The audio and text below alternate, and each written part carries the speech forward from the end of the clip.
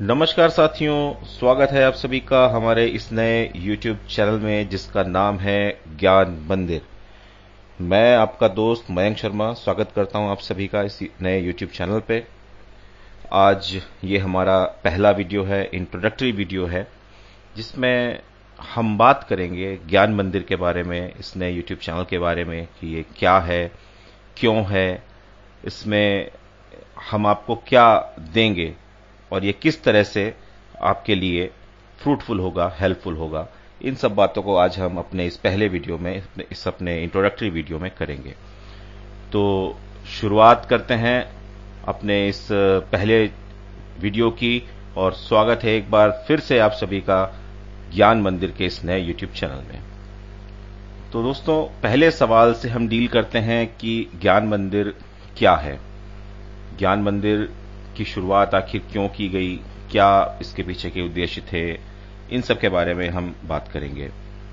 तो दोस्तों, ज्ञान मंदिर जैसा कि इसका नाम ही है, एक प्रयास है ज्ञानार्जन के लिए। ज्ञानार्जन, जैसा कि आप देख ही रहे होंगे स्क्रीन पे कि हमारा ध्येय वाक्य है ज्ञानादेव तु कैवल्यम, यानी कि ज्ञान ही व्यक्ति के उत्थान के लिए और उसके मोक्ष के लिए एकमात्र रास्ता है, एकमात्र मार्ग है। हम देखते हैं कि आदिम काल से लेके और आज तक मनुष्य ने जो भी उन्नति की है, समाज में जो भी कुछ हमने अचीव किया है, वो सब अगर किसी चीज के चलते अचीव किया है तो वो है ज्ञान।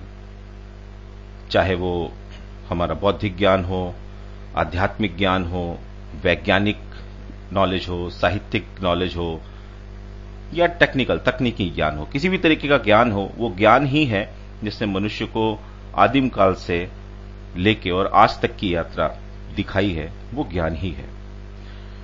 लेकिन आज के हालिया दौर में जब हम देखते हैं अपने चारों ओर, तो हम कई बार पाते हैं कि आज के समय में ज्ञान का उद्देश्य क्या केवल मार्क्स लाना ही है, रह गया है। एनुअल एग्जाम्स जो होते हैं, उन एग्जाम्स में हम मार्क्स लाते हैं और किसी व्यक्ति के ज्ञान को उन मार्क्स से ही परखा जाता है कि इसके कितने मार्क्स हैं इसके एजुकेशनल एग्जाम्स में।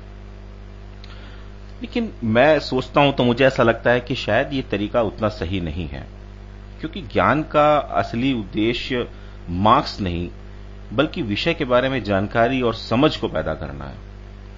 यदि कोई व्यक्ति मार्क्स तो लाता है, और मार्क्स किसी भी माध्यम से लाए जा सकते हैं, आप सभी को पता है, बहुत सारे तरीके हैं मार्क्स लाने के, सही भी और गलत भी। लेकिन ज्ञान अपने आप में, विषय के बारे में जानकारी और जो समझ है, वो सबसे इंपॉर्टेंट चीज है। तो हमारा ये जो YouTube चैनल है, जो ज्ञान मंदिर है, ये इसीलिए ये प्रयास है हमारा ज्ञान मंदिर के माध्यम से उस ज्ञान को लोगों तक पहुंचाने का। और इसीलिए हमारा ये YouTube चैनल जो हम शुरू कर रहे हैं, ये हम उन्हीं छात्रों को ध्यान में रखते हुए कर रहे हैं जो छात्र वर्तमान समय में इन परिस्थितियों से जूझ रहे हैं, यानी कि 9th स्टैंडर्ड से लेके और 12th स्टैंडर्ड तक के जो छात्र हैं, ऐसे छात्र जो बोर्ड एग्जाम्स को अपीयर कर रहे हैं, उनसे डील कर रहे हैं, ऐसे छात्रों को समर्पित है हमारा ये नया YouTube चैनल ज्ञान मंदिर। अब एक सवाल आता है कि 9th से 10th तक की क्लासेस ही क्यों, इनमें बाकियों के लिए क्यों नहीं। तो देखिए, वैसे तो ये जो वीडियोस होंगे इस चैनल पे, ये ऐसा नहीं है कि दूसरे लोग नहीं देख सकते।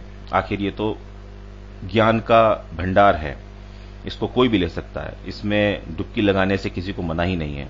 लेकिन हाँ, इसका जो टारगेट है वो हमारा 9th से लेकर 12th तक बोर्ड एग्जाम्स को अपीयर करने वाले छात्र हैं, वो भी विशेषकर स्टेट बोर्ड्स को जो छात्र अपीयर कर रहे हैं, हिंदी मीडियम के जो छात्र हैं, जो एनसीईआरटी का पाठ्यक्रम फॉलो करने वाले छात्र हैं, ऐसे छात्रों को विशेषकर संबोधित करते हुए वीडियोस इस चैनल पे आपको मिलेंगे।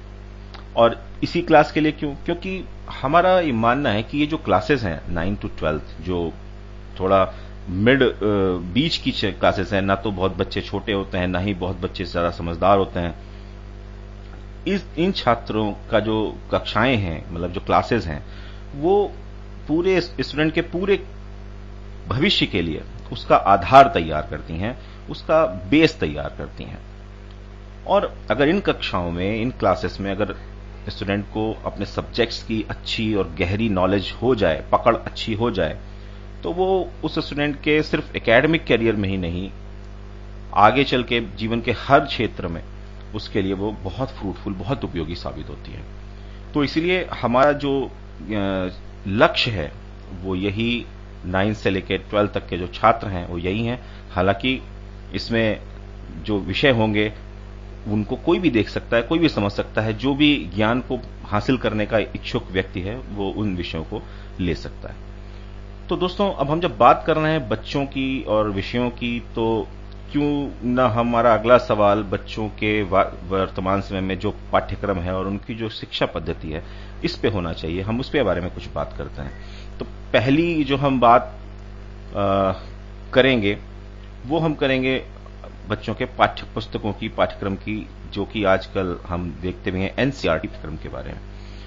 तो ये जो एनसीईआरटी का जो पाठ्यक्रम है दोस्तों, हम देखेंगे कि जो 9 से लेकर 12 तक जो क्लासेस हैं जनरली, और खासकर स्टेट बोर्ड्स के जो स्कूल्स हैं उनमें अधिकांशतया एनसीईआरटी का पाठ्यक्रम ही फॉलो किया जाता है। हालांकि सीबीएसई में भी एनसीईआरटी का ही पाठ्यक्रम फॉलो किया जाता है। आईसीएसई में भी वो कहते तो यही है कि एनसीईआरटी का ही पाठ्यक्रम फॉलो करते हैं, हालांकि उनकी बुक्स और उनका मटेरियल थोड़ा सा डिफर करता है, थोड़ा सा अलग होता है।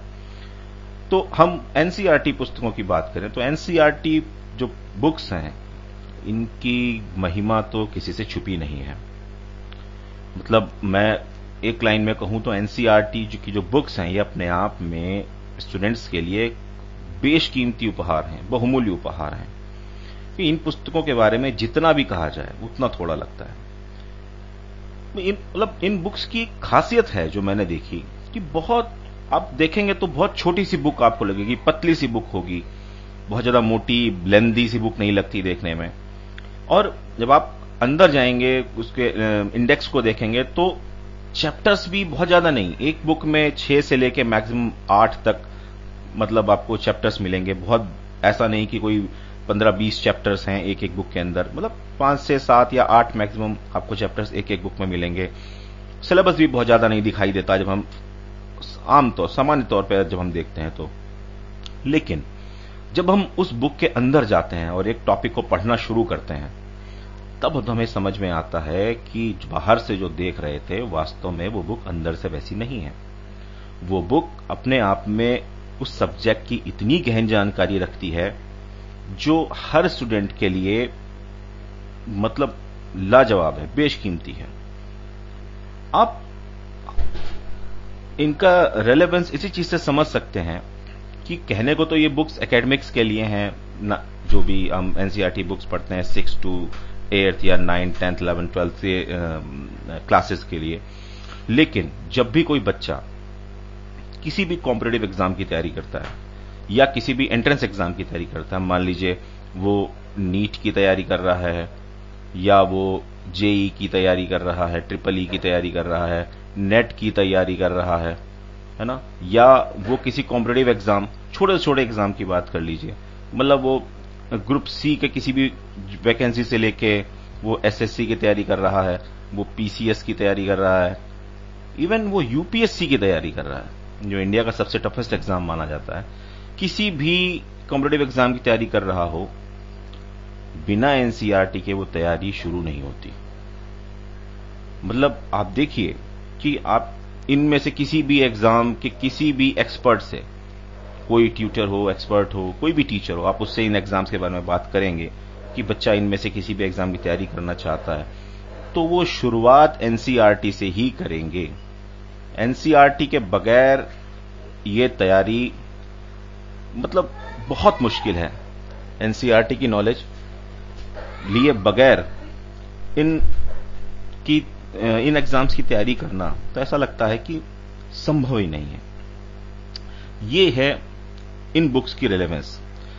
क्या लगता है आपको, मतलब कि क्या यूपीएससी के एक जो अभ्यर्थी है जो यूपीएससी की तैयारी कर रहा है उसके लिए 9th की या 10th या 11th 12th की एनसीईआरटी क्या क्या इतनी अनिवार्यता है, इतनी विशेषता है? आमतौर पे देखेंगे तो शायद हमें लगेगा कि नहीं यार, ये तो बेसिक बुक्स हैं। इतने बड़े से बड़े एग्जाम के लिए इन बेसिक बुक्स की क्या जरूरत है? लेकिन नहीं, वास्तव में ये बड़े से बड़े एग्जाम में भी एनसीईआरटी की जो रिलेवेंस है वो पहले भी साबित होती रही है और आज भी साबित हो रही है। क्योंकि मैं एक लाइन में कहूं तो एनसीईआरटी का जो पाठ्यक्रम है वास्तव में वो गागर में सागर भरने जैसा है। तो दोस्तों, ये तो बात रही एनसीईआरटी बुक्स की। और एक बड़ा सवाल कि इस हमारे नए यूट्यूब चैनल को बनाने के पीछे एक जो बहुत बड़ा जो रीजन था वो क्या था, उस पे अब हम बात करते हैं। हमारी विद्यालय की जो, हमारे स्कूल्स की जो शिक्षा पद्धति है उसके बारे में। दोस्तों, हम देखते हैं कि गवर्नमेंट ने अभी कुछ साल पहले अपनी नई education policy, new education policy 2020 लागू की है। New education policy 2020। और इसके पीछे हम जाते हैं तो एक चीज और देखते हैं कि जो एनसीईआरटी है इसका बदला हुआ पाठ्यक्रम 2005 से लागू किया गया।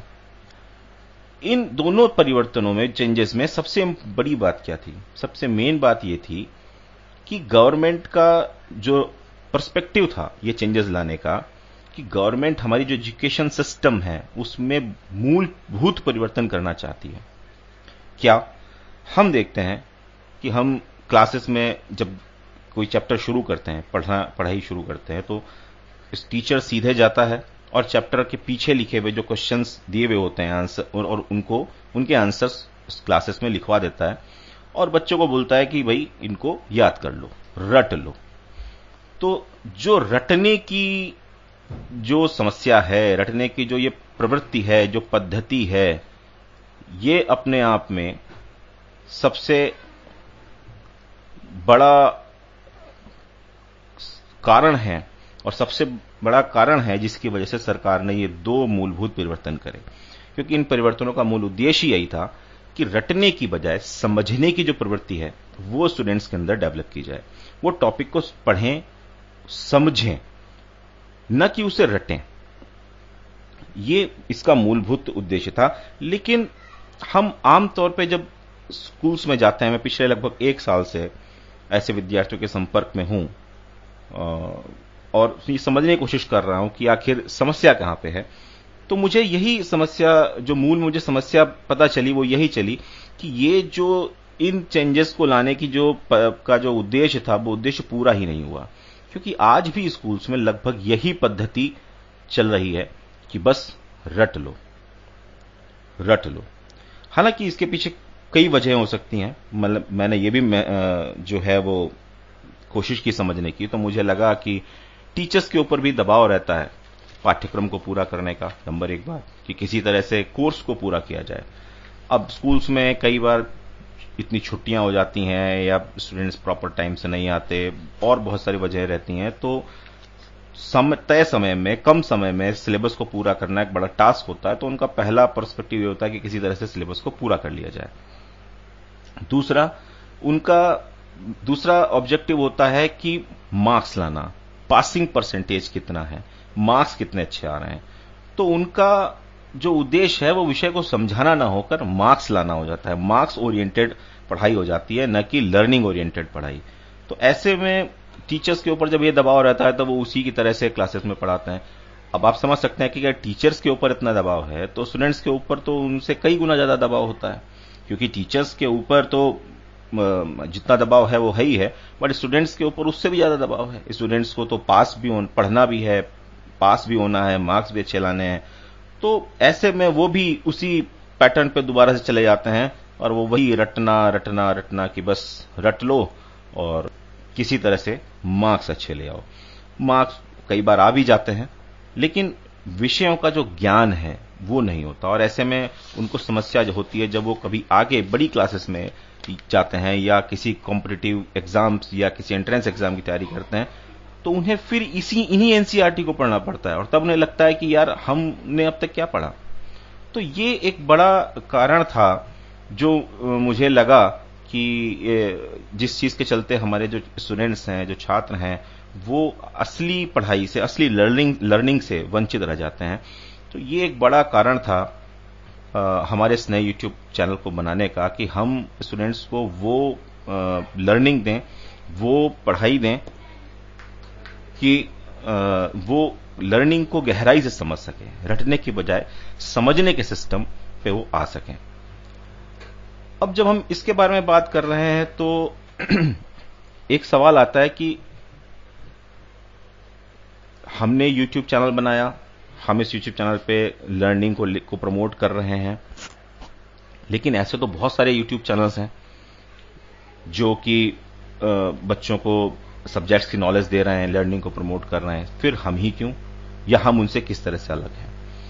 तो देखिए, मैं जब इस सब बारे में सोच रहा था, रिसर्च कर रहा था, तो मैंने YouTube पे भी इन सब चीजों के बारे में देखा और इसमें कोई दो राय नहीं कि ऐसे बहुत सारे YouTube चैनल्स हैं जो नो डाउट बहुत अच्छी लर्निंग्स दे रहे हैं, बहुत अच्छी समझ दे रहे हैं छात्रों के लिए।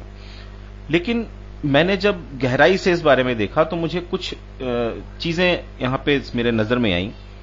पहला तो ये कि जो YouTube चैनल्स हैं, अधिकांश अच्छे YouTube चैनल्स हैं, वो इंग्लिश लैंग्वेज में है, उनकी लैंग्वेज जो है वो जनरली इंग्लिश है।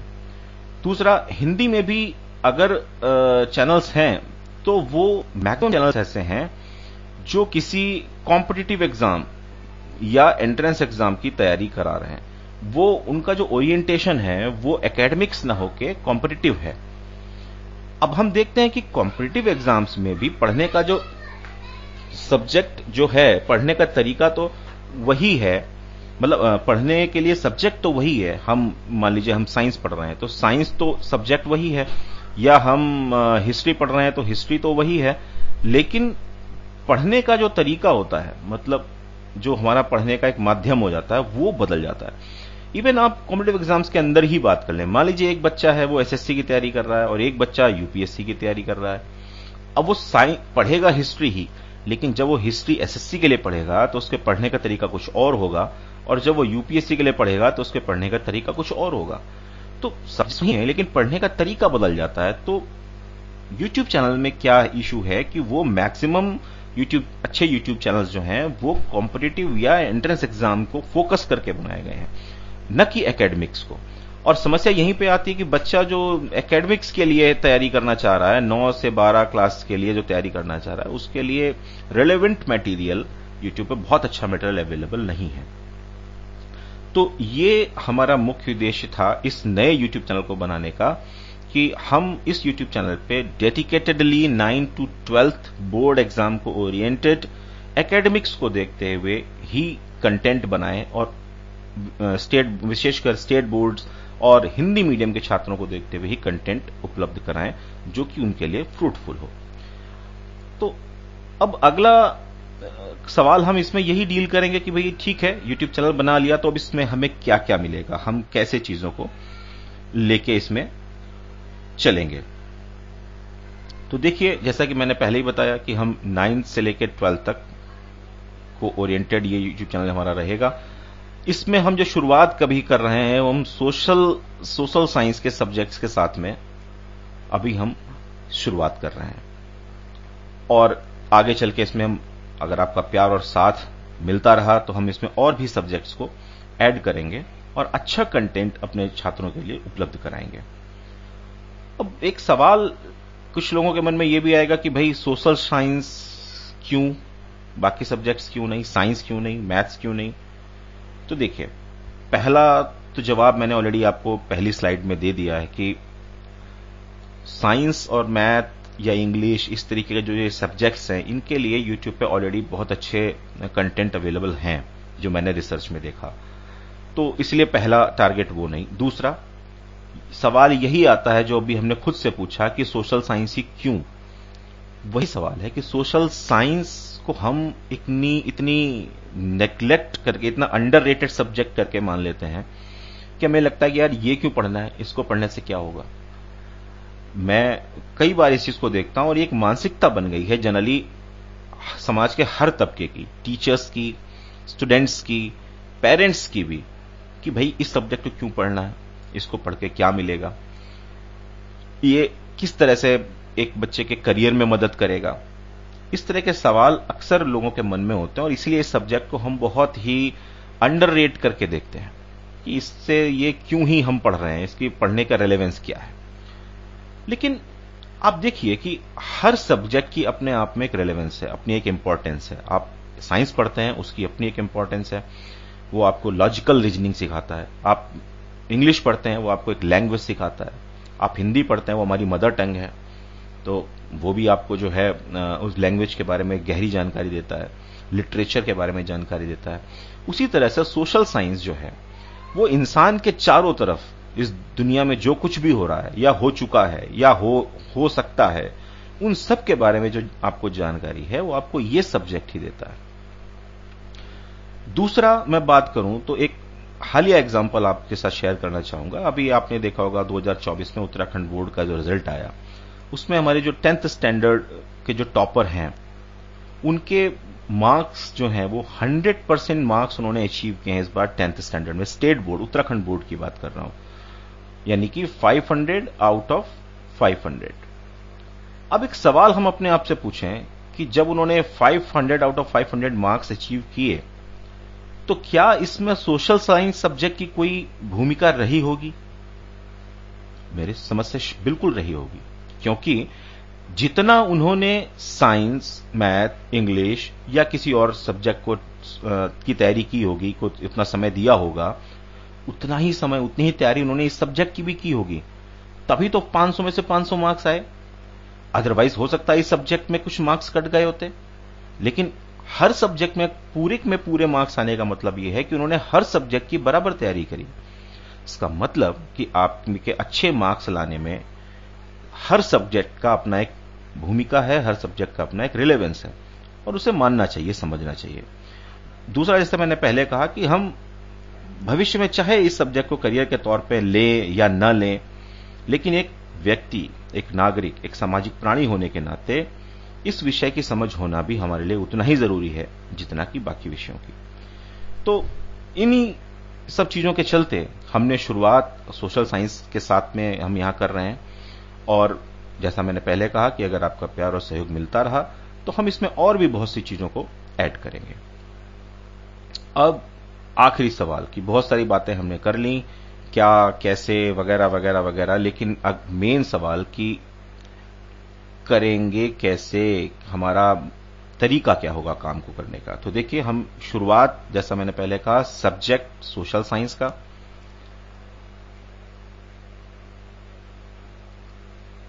और क्लास 9th स्टैंडर्ड से शुरू कर रहे हैं। इसके बाद में हम 10th स्टैंडर्ड को शुरू करेंगे और सो ऑन आगे बढ़ेंगे। अब इसमें जब हम 9th स्टैंडर्ड की बात करते हैं तो देखिए, शुरुआत आपके एनसीईआरटी बुक्स के लेसन्स, आपके चैप्टर्स हैं, उन्हीं से होगी। 1 बाय 1 एक एक चैप्टर को लेके चलेंगे, डिटेल में थॉरली एक एक सब्जेक्ट को समझेंगे, रटेंगे नहीं, समझेंगे। माध्यम कई हो सकते हैं सब्जेक्ट के हिसाब से। किसी सब्जेक्ट में हम आपको इन्फोग्राफिक्स के जरिए बताएंगे, मैप्स के जरिए बताएंगे, जरूरत पड़ी तो और भी जो मीडियम्स हमारे लिए, हमारे पास में जो टेक्नोलॉजी के साथ में जो नए मीडियम्स हमारे पास अवेलेबल हैं, उस हर मीडियम से हम आपको सब्जेक्ट के बारे में नॉलेज देना चाहेंगे। और साथ ही साथ लास्ट में जो आपकी बुक के अंदर जो क्वेश्चंस दिए गए हैं, जो क्वेश्चनर दिए गए हैं, हालांकि वो क्वेश्चंस आपने क्लासेस में भी किए होंगे, लेकिन हम यहां पे उन्हें रटेंगे नहीं, समझेंगे कि वो क्यों और कैसे है। साथ ही साथ जब हम 10th स्टैंडर्ड की बात करते हैं तो 10th स्टैंडर्ड में ये तो सब कुछ होगा ही जो 9th में हमने डिस्कस किया। इसके साथ साथ हम यहां पर प्रीवियस ईयर क्वेश्चंस, जो बोर्ड एग्जाम्स में पिछले सालों में जो आपके उस चैप्टर से रिलेटेड जो क्वेश्चंस पूछे गए हैं, उसके बारे में भी हम देखेंगे। क्वेश्चंस कैसे पूछे जा रहे हैं, कहां से पूछे जा रहे हैं, उनका जवाब क्या हो सकता है, और कुछ मॉडल क्वेश्चंस कि भाई और कौन से क्वेश्चंस हैं जो आ सकते हैं, उनके बारे में भी हम डिस्कस करते हुए साथ साथ चलेंगे। तो एक कंप्लीट पूरा का पूरा टॉपिक, जब आप एक बार आप जो टॉपिक पढ़ लेंगे वो टॉपिक वहीं पे पूरा हो जाएगा। उसके बाद आपको और कुछ पढ़ने की जरूरत वहां पे नहीं होगी। तो ये तो इस तरह से शुरुआत है।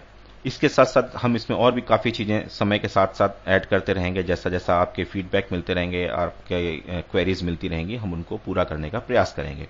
कुछ और भी चीजें हैं जो मेरे प्लान ऑफ एक्शन में है, हालांकि अभी शुरुआत में नहीं, लेकिन समय के साथ साथ हम उनको भी लागू करेंगे। जैसा कि मैं एक चीज शेयर करता हूं आपसे, मेरा विचार है कि हम बहुत जल्दी आपके साथ में एक वीकली करंट अफेयर्स, साप्ताहिक, डेली नहीं, क्योंकि इतना समय स्टूडेंट्स के पास नहीं होता कि वो रोज बैठ के पढ़े, और इस तरह के कंटेंट तो फिर यूट्यूब पर बहुत अवेलेबल है।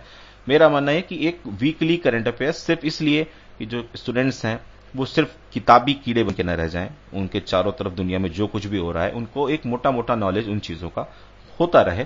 तो एक वीकली करंट अफेयर्स का एक हम वीडियो भी साथ में शेयर करेंगे, लेकिन कुछ समय बाद। इस तरह से और भी बहुत सी चीजें हैं जो भी मेरे माइंड में है, प्लान ऑफ एक्शन में है, और आपका प्यार और सहयोग अगर मिलता रहा तो हम उन सब चीजों को एक एक करके इसमें शामिल करते रहेंगे। तो इस तरह से हमारा ये प्लान ऑफ एक्शन रहेगा। तो साथियों, ये तो थी हमारी ज्ञान मंदिर इस नए यूट्यूब प्लेटफॉर्म चैनल की शुरुआत, और उसके बारे में सब कुछ, क्या क्या है, क्यों है, कैसे है, और आगे कैसे करेंगे, ये सब चीजें।